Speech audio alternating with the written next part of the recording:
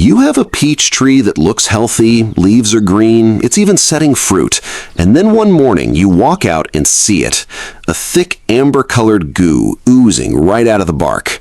That sticky, glistening sap is gummosis, and if you don't understand what's actually causing it, you're going to keep losing trees year after year while wondering what you're doing wrong. I've been growing peaches for over 15 years, and I can tell you that almost every single grower who deals with chronic gummosis is making the same one mistake, and most of them have no idea they're even doing it. If you want honest, practical peach growing advice every single week, tips that come from real field experience, not just books, go ahead and hit that subscribe button right now. This channel is built for serious growers who want real results, and I share what actually works, not what sounds good on paper.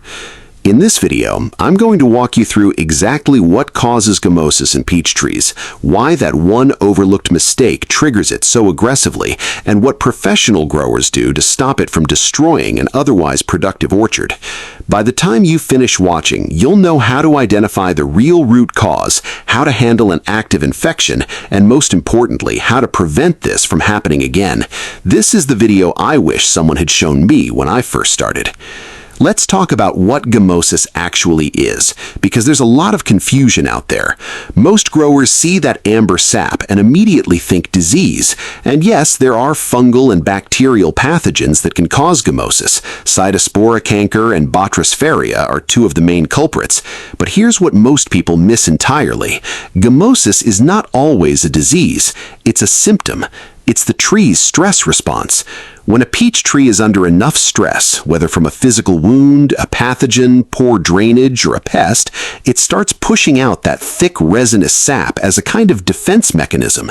The tree is literally trying to seal off the problem. So if you go after the gummosis itself without understanding what's stressing the tree in the first place, you're treating the cough and ignoring the pneumonia. Now here's where the big mistake comes in, and this is the one that I see constantly. People are pruning their peach trees at the wrong time of year. That's it. That's the mistake. It sounds almost too simple, doesn't it?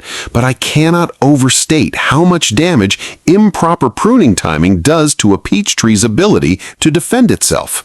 When you prune a peach tree during fall or late winter while temperatures are still cold and wet, you're leaving open wounds on the tree right when the conditions are perfect for fungal and bacterial pathogens to move in. Peach trees do not compartmentalize wounds the way some hardwood trees do. They're thin-barked, they're shallow-rooted, and they're incredibly sensitive to the combination of cold, wet conditions and fresh-cut tissue. You make a pruning cut in November, and that wound is sitting there wide open through months of rain and freeze-thaw cycles. By the time spring comes around, you already have an infection working its way through the cambium layer, and the gummosis you see in summer is just the visible sign of damage that was done 6 months earlier. The biology of this is actually fascinating once you understand it.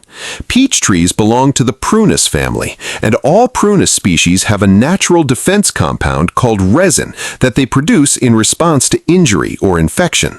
The resin, what we're calling gum, is produced by specialized cells in the inner bark called gummosis-prone parenchyma cells. When these cells are damaged or attacked by pathogens like Cytospora leostoma, they basically go into overdrive and start releasing this sticky amber material. The fungus itself spreads through the tree's vascular system, and once it's in there, it starts killing the cambium, that thin green layer just under the bark that's responsible for all the tree's growth and nutrient transport. A tree with a compromised cambium is slowly being strangled from the inside. The gum you see is the tree fighting back, but if the pathogen load is too high, the tree loses that fight. Moisture is the other half of this equation that growers underestimate. Cytospora and the related Botrispharia fungi need moisture to release and spread their spores.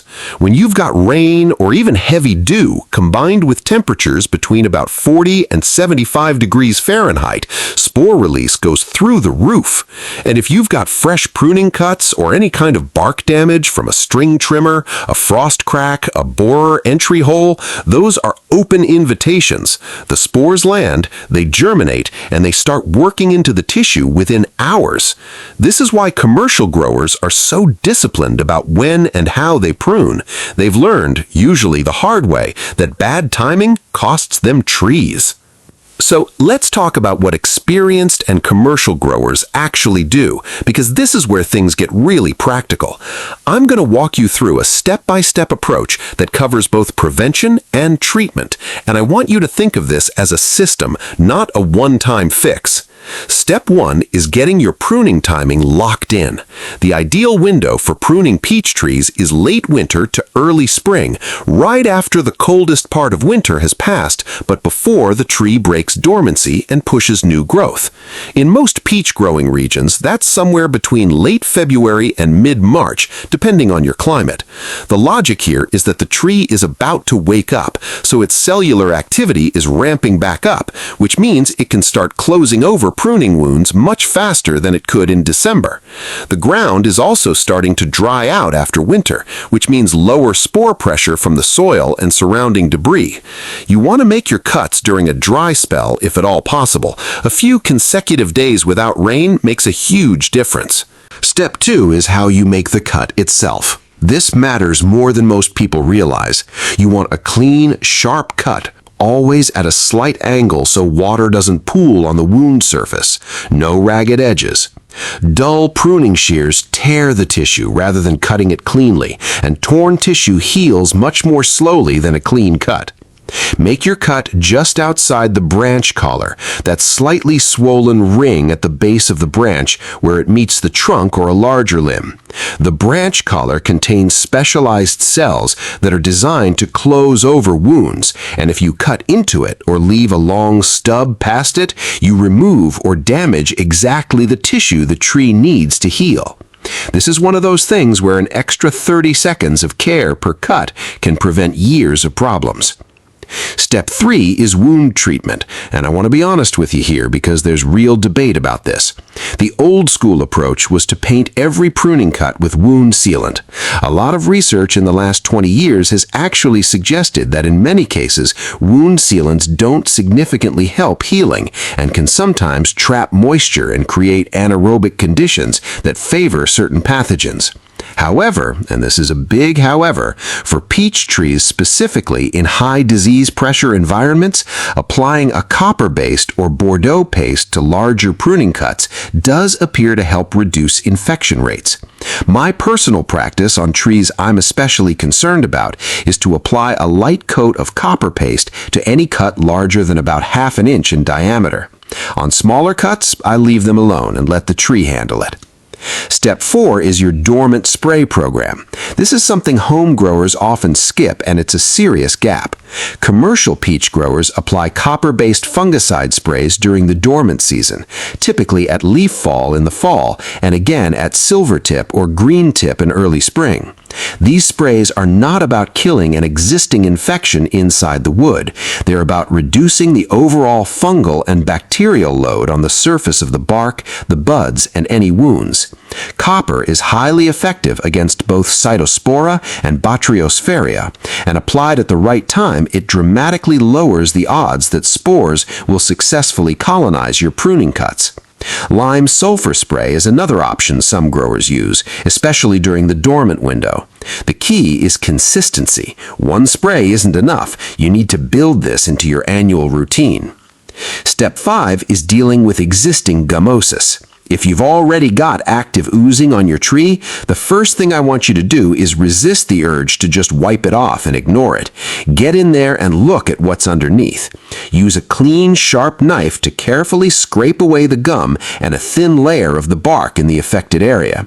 What you're looking for is the color of the tissue underneath. Healthy cambium is bright green. Diseased cambium is brown, tan, or reddish, and if you're seeing that, the pathogen is already established in that area. For active cankers, experienced growers often practice what's called surgical removal, cutting out all the discolored dead tissue down to healthy wood. After that, apply copper paste to the entire wound surface. This is aggressive, and it's not always going to save the tree, but it gives it the best fighting chance. Now, I want to ask you something, and I genuinely want to hear your answer in the comments. Have you ever seen gummosis on your peach trees? And if so, when did you first notice it? Was it after a pruning, after a cold snap, or did it just seem to appear out of nowhere? Drop your experience down below. I read every comment, and knowing what you're dealing with helps me make better videos that actually address what's happening in real orchards and real backyards. Type the word gummosis in the comments if you've dealt with this on your own trees. I want to see how many of us are working through this together. Let me paint a picture for you of what this actually looks like in the field, because I think it helps to visualize it.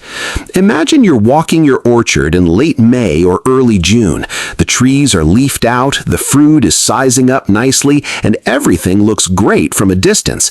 But as you get close to one of your 3-year-old trees, you notice a dark, wet-looking streak on the main trunk, about 18 inches up from the soil line. You look closer and you can see gum, thick, translucent amber beading out from a crack in the bark. You push on the bark lightly and it feels slightly spongy compared to the surrounding tissue.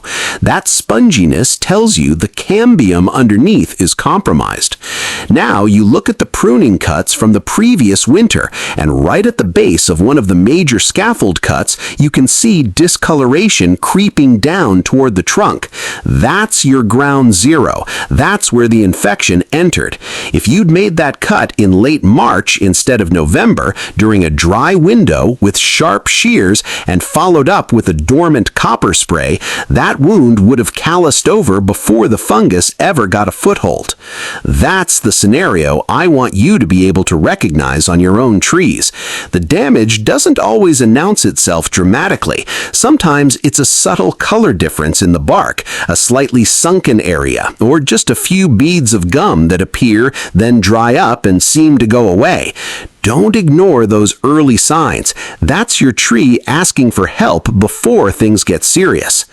Now, I want to share something with you that I call the golden tip, because this is a piece of information that most home growers have never heard, and even some experienced people overlook it. Here it is. The #1 hidden driver of gummosis in established peach trees is not pruning at all. It's soil oxygen deprivation at the root zone. I know that sounds like I'm contradicting everything I just told you about pruning, but stay with me. Pruning timing is the most common entry point for pathogens, yes, but here's what creates the tree that can't fight back. When peach roots are sitting in compacted soil or poorly draining soil for extended periods, the fine feeder roots start to die off. Those roots are responsible for supplying the tree with the minerals and sugars it needs to run its defense systems. A tree with stressed, oxygen-deprived roots is like an athlete trying to fight a cold while also running a marathon with no food. Even if the pathogen load is modest, the tree just can't mount an adequate response. Commercial orchards go to significant expense to manage soil aeration, cover crops, subsoil tillage, strategic raised bed planting. In your backyard or small orchard, the most impactful thing you can do is make sure water is not standing around your tree's base for more than about 24 to 48 hours after rain. If it is, you have a drainage problem that will undermine everything else you do. Organic mulch pulled back from the trunk by about 6 inches keeps moisture balanced in the root zone without letting it concentrate right at the bark, which is another spot where moisture drives infection. Before I wrap up, let me run through the most common mistakes I see growers making with gummosis, because I want you to be able to avoid all of them. The first mistake is pruning in fall or during wet, cold periods. You already know why this is the big one. The second is using dull or dirty pruning tools. Dirty shears can transfer pathogens from one tree to another. Always sanitize your blades between trees with a dilute bleach solution or rubbing alcohol, especially if you're working on a tree you know has had canker issues. The third mistake is removing healthy-looking bark trying to find the infection after seeing gum. You need to be methodical and only remove what you can see is discolored and dead. Aggressive, careless bark removal creates larger wounds that are even harder for the tree to close over. The fourth mistake is treating gummosis as a one-time problem rather than a management challenge. Peach trees in humid climates are always going to have some degree of exposure to these pathogens. Your job is not to eliminate that exposure, it's to keep your trees healthy enough and your wound entry points minimal enough that the tree can stay ahead of it. And the fifth mistake is skipping the dormant spray. I can't say this enough. If you're growing peaches and you're not doing a dormant copper spray at minimum, you're leaving your trees exposed unnecessarily. Here's what I want you to take away from all of this. Peach trees are not fragile. They are actually incredibly productive and resilient trees when they're managed correctly. Gummosis doesn't have to be the mystery disease that frustrates you every season. Once you understand that it's a stress response, that pruning timing is the most common trigger for infection, and that soil health and wound management are your primary tools, you go from feeling helpless to feeling in control. And that shift changes everything about how you manage your orchard. I've watched growers completely turn around chronically infected trees by doing nothing more than adjusting their pruning calendar and adding a dormant spray program. It's not complicated, it just requires understanding what's actually going on inside that tree. If this video gave you something useful, if it clicked for you in a way that other videos haven't, then don't let this be the last time you learn something here. Hit that subscribe button and join this community of growers who are serious about doing this right. Every week, I'm putting out content that comes from actual field experience, actual mistakes, actual trees. This isn't textbook information, it's the stuff that works. And next week, I'm going to show you exactly how to read your peach tree's pruning response in spring, how to tell if your cuts are healing the way they should, what callus formation should look like, and what it means when it's not happening fast enough. That video will make you a significantly more confident pruner, and it connects directly to everything we talked about today. You don't want to miss it. I'll see you in the next one.